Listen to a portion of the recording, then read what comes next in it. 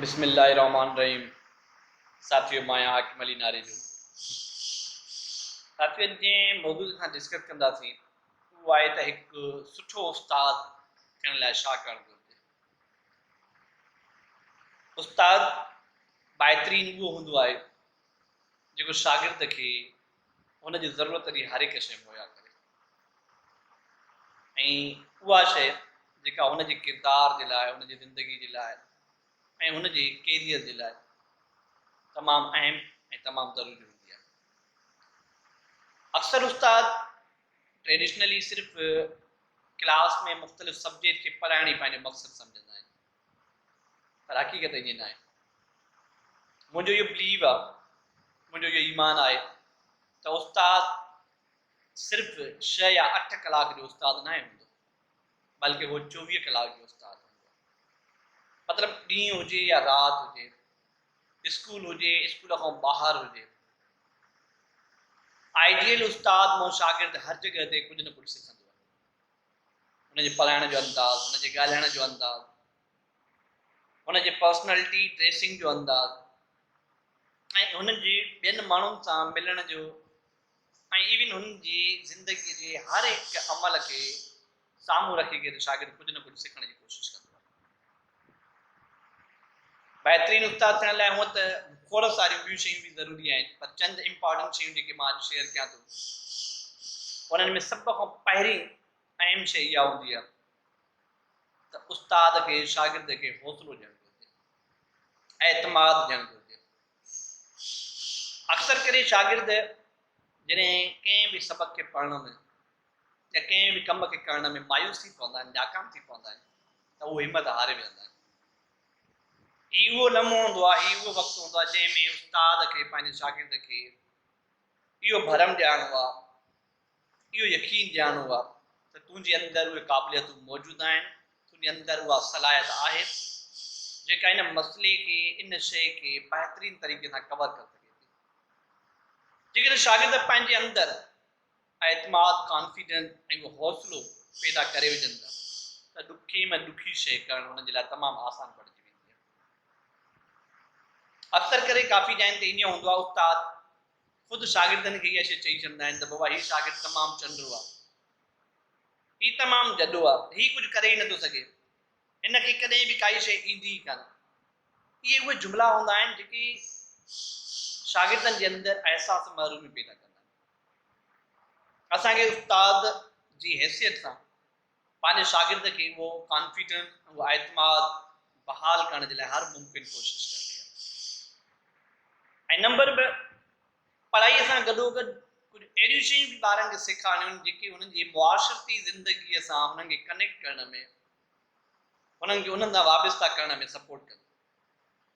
काफ़ी जाइनि ते ईअं हूंदो आहे, उस्ताद सिर्फ़ु और सिर्फ़ु पढ़ाई वारी शइ खे ई पंहिंजो मक़सदु सम्झंदा आहिनि, पर जेकॾहिं हुन पढ़ण जो हुनजी पंहिंजी ज़िंदगीअ में फ़र्क़ु न पए, हुनजी ज़िंदगी जी अमली पहलुअनि में जेकॾहिं हुन शइ जो को फ़ाइदो न पए त इन पढ़ण जो कोई फ़ाइदो न आहे।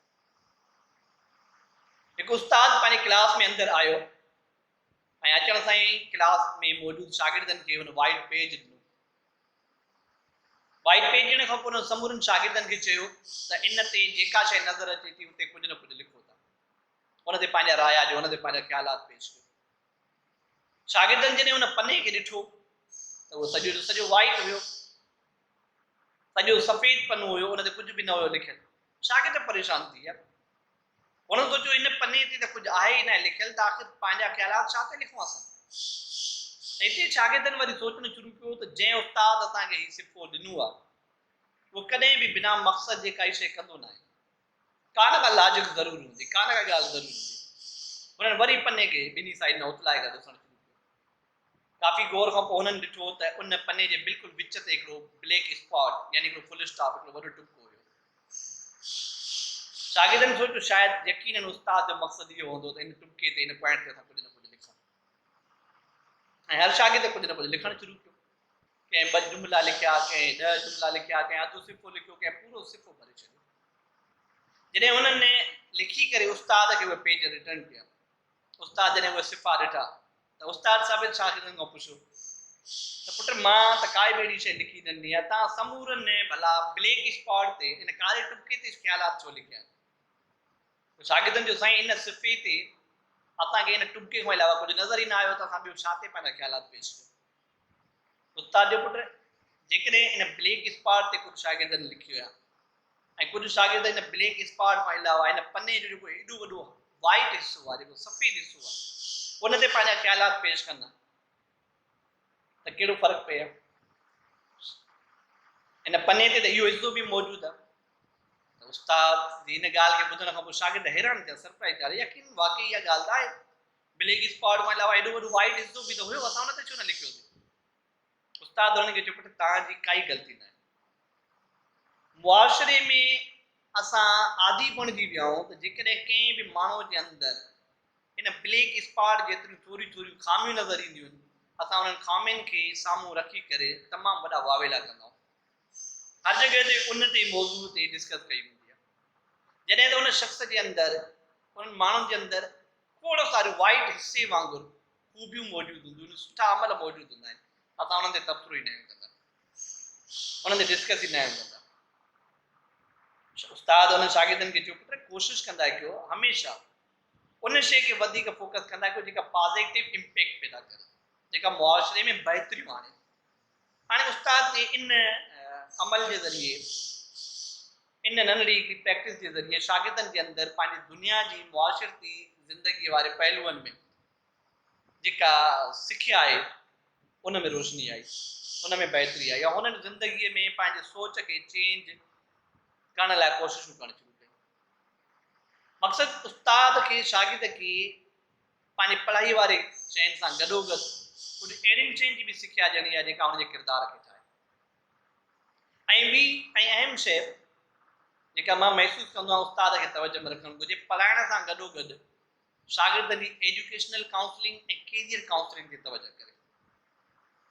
हाणे कुझु हूअं त एजुकेशनल काउंसलिंग ऐं कैरियर काउंसलिंग तमामु वॾो मौज़ू आहे, पर मुख़्तसरनि मां हिकु शइ नंढड़ी तव्हांजे साम्हूं रखां, ख़ासि तौर ते ओवरऑल पाकिस्तान में ईअं आहे, पर मां सिंध जो मिसाल थो वठां त सिंध जा अक्सर शागिर्द जॾहिं 9th ऐं मैट्रिक करण खां पोइ फर्स्ट ईयर इंटर में ईंदा आहिनि त हू पंहिंजे पीउ जे चवण ते, चाचे मामे जे चवण ते, कंहिं बि रिश्तेदार जे चवण ते, या कंहिं दोस्त अहबाब जे चवण ते इहो तय कंदा आहिनि त मूंखे हाणे मेडिकल में वञणु घुरिजे, इंजीनियरिंग में वञणु घुरिजे, आर्ट या कॉमर्स में वञणु घुरिजे, डिज़ाइनिंग में वञणु घुरिजे, ग्राफिक्स में वञणु घुरिजे। मक़सदु जेके जेके एजुकेशन जो फील्ड आहिनि कहिड़ी में वञणु घुरिजे, उहो कंहिं न कंहिं ॿिए जे चवण ते विषय तय कंदो। शागिर्द इन क़ाबिल न आहे हूंदो त हू पंहिंजो तजियो करे त हुन जे अंदरि नेचुरली सलाहियतूं कहिड़ियूं आहिनि, हुन जूं ख़ूबियूं कहिड़ियूं आहिनि, ऐं हू कहिड़े सब्जेक्ट जूं पंहिंजे अंदरि महारतूं रखे थो, छो त हू पंहिंजी इन लर्निंग में कॾहिं बि कोशिशि न आहे कंदो, सोचींदो ई न आहे इन शइ ते। पोइ जॾहिं ईअं कंहिं ॿिए जे चवण ते उहो डिग्री करे ईंदो, इंटर थी वई, बैचलर थी वई, मास्टर थी वई, जॾहिं मार्केट में ईंदो आहे, हिकु त हुनजी फितरतनि पसंदि वारी काई हुनखे जॉब न आहे मिलंदी, जेकॾहिं जॉब मिलंदी बि आहे त हुनजो ज़हन उन शइ में एतिरो मुतमिन न आहे थींदो, ऐं दिलि शिकस्ता थी वेंदो आहे, मायूस थी वेंदो आहे, या उन तरह जा उहे नतीजा न ॾेई सघंदो। उस्ताद जे लाइ तमामु ज़रूरी आहे त जेको असांजो एलिमेंट्री सेक्शन आहे 6 खां वठी वेंदे मैट्रिक ताईं, इन पीरियड वारा जेके उस्ताद आहिनि उहे शागिर्द जी सलाहियतुनि जो तजियो कनि, हुनजी एजुकेशनल काउंसलिंग ऐं कैरियर काउंसलिंग खे साम्हूं रखी करे ॿार जी इन्हनि शयुनि ते तवजो कनि त कहिड़ो ॿार कहिड़े सब्जेक्ट जूं महारतूं रखे थो, ऐं जंहिं फील्ड जूं हुनजे अंदरि स्किल्स आहिनि उनखे प्रोमोट कयो वञे, ऐं हुनखे इहा डायरेक्शन ॾिनी वञे त पुटु तुंहिंजे अंदरि हिकिड़े बहितरीन मैथमेटिशियन थियण जा तमामु सुठा गुण आहिनि, तूं तमामु सुठो बायोलॉजिस्ट थी सघे थो, तूं तमामु सुठो केमिस्ट थी सघे थो, तुंहिंजे अंदरि हिकिड़े फिजिक्स जी एक्सपर्ट जी, इंजीनियर जे एक्सपर्ट जी, डॉक्टर जे एक्सपर्ट जी, या कंहिं बि फील्ड जे कंहिं एक्सपर्ट जी ही सलाहियतूं मौजूदु आहिनि। जेकॾहिं तूं इन्हनि फील्ड में वेंदे अॻिते हली करे जेकॾहिं इन्हनि शयुनि में डिग्री कंदे न तूं वधीक कामयाबु थींदे। हिकिड़ी उस्ताद इहो तसवुरु कयो त उन ॾिठो हुनजे क्लास में हिकिड़ो शागिर्द आहे जेको कंहिं बि शइ में बहितरीन नतीजो नथो ॾेखारे, न हुनखे मैथ थी अचे, न हुनखे बायोलॉजी केमिस्ट्री थी अचे, न फिजिक्स थी अचे, न इंग्लिश थी अचे। उस्ताद सोचियो त भाई त कुझु करे ई नथो सघे, शागिर्द अॻिते हली छा कंदो। जॾहिं हुन शागिर्द जी उन गेप वारी शइ खे दूरि करे उन जे वेझड़ाई मची करे उनखे ऑब्जर्व करणु शुरू कयो त हुन ॾिठो त हुन शागिर्द जे अंदरि डिज़ाइन ठाहिण जूं ऐं ड्राइंग में तस्वीरूं ठाहिण जी तमामु सुठी एक्सपर्ट आहे ऐं सुठियूं सलाहियतूं आहिनि। जेकॾहिं इहो शागिर्द प्रोमोट थी करे अॻिते हली करे ड्राइंग जे फील्ड में या डिज़ाइनिंग में फील्ड में वेंदो त तमामु बहितरीनु कमु करे अंजाम ॾींदो ऐं हुनखे हुन उहा डायरेक्शन ॾेखारी त पुट तूं डिज़ाइनिंग जे कम में या ग्राफिक जे कम में या तस्वीर जे ड्राइंग जे सेक्शन में तमामु घणो वर्क कर। तव्हांखे ख़बर आहे हिन टाइम ते ड्राइंग सां रिलेटेड अलाए केतिरियूं जॉब्स आहिनि। हिन टाइम ते यूनिवर्सिटी जा इदारा डेवलप थियण शुरू थी विया आहिनि। करंटली रोडी में आर्ट ऐं डिज़ाइनिंग सां रिलेटेड यूनिवर्सिटी डिज़ाइन थियण शुरू थी वई आहे, तयारु थियण शुरू थी वई आहे। हाणे उते जेके एक्सपर्ट ईंदा उहे कहिड़ा माण्हू ईंदा? यकीनन उहे जिनकी ड्राइंग में या इन्हनि ग्राफिक में तमामु सुठी माना सलाहियतूं हूंदियूं। मक़सदु दुनिया जे अंदरि काई बि फील्ड नाकारा न आहे, कोई बि शोबो बेकार न आहे। उस्ताद खे पंहिंजे शागिर्दनि खे उन्हनि जी सलाहियतुनि खे साम्हूं रखी करे उन्हनि जी स्किल्स जी कैपेबिलिटीज़ खे साम्हूं रखी करे उनखे डायरेक्शन ॾियणी, उन्हनि जी रहनुमाई करणी आहे त हुननि खे कहिड़ी फील्ड वधीक बहितर थींदी त जीअं असांजे सोसाइटी खे उन फील्ड जा बहितरीनु ट्रेंड थियल माण्हू मिलनि। ॿियो उस्ताद जो अहम कमु इहो हूंदो आहे। ऐं चोथों, उस्ताद कॾहिं बि शागिर्द जे अंदरि नाकामीअ वारी कैफ़ियत न पैदा करे। कॾहिं कॾहिं हूंदो आहे कुझु उस्ताद शागिर्दनि खे हिकिड़ो अहिड़े क़िस्म जो थ्रेड, अहिड़े क़िस्म जो ख़ौफ़ या अहिड़े क़िस्म जो हरासमेंट सेक्शन ॾींदा आहिनि त उहो वीचारो नर्वस थी करे या त स्कूल छॾे वेंदो आहे या उन उस्ताद जे सबक़ खे या पीरियड खे पढ़णु छॾे वेंदो आहे। हाणे इहो प्रेशर, इहो टेंशन ठीकु आहे, कुझु ॼाइनि ते कुझु सख़्तियूं शयूं ईंदियूं आहिनि पर हुन जा हिकिड़ा मख़सूस दायरा हूंदा आहिनि। मां हिकिड़ो मिसाल ॾियां। हिकिड़े उस्ताद क्लास में हिकिड़ो गिलास खणी आयो पाणीअ जो भरियल ऐं शागिर्दनि खे हिकिड़े शागिर्द खे सॾु कयईं, हुनखे चई पुट इहो गिलास पकड़े बीह।